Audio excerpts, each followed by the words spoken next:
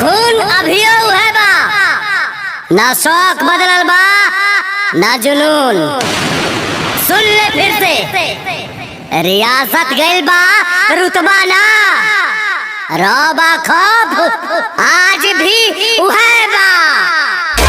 चाले जवला भरवा जवरवा जवरवा पूरा डरेला।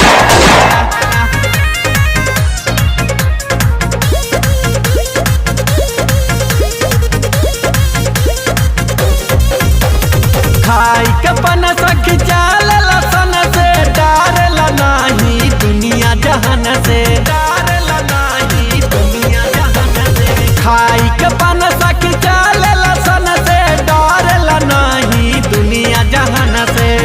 सब लोग जाने की मन मौजी करेला, सब लोग जाने की मन मौजी करेला।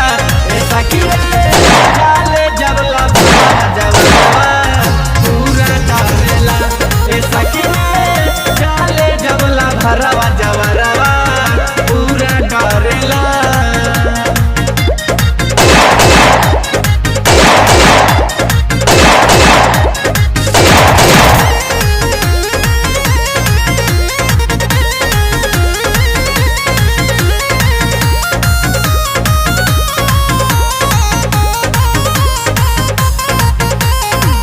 हाथे में कट्टा बा माथे पा पगड़ी, केकरा बहिमा जे ओकरा से झगड़ी, बहिमा जे झगड़ी।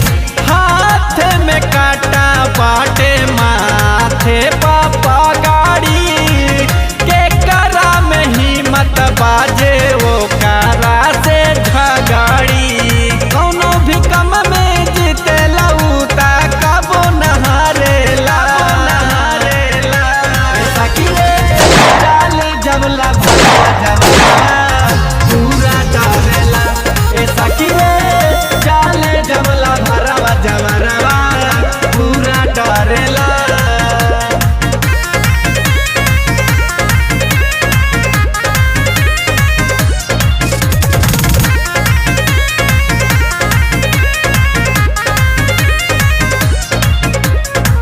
गरीब के सरकारे मदद रे, भावेला इहे सखी उनकर आदत रे, इहे सखी उनकर रे।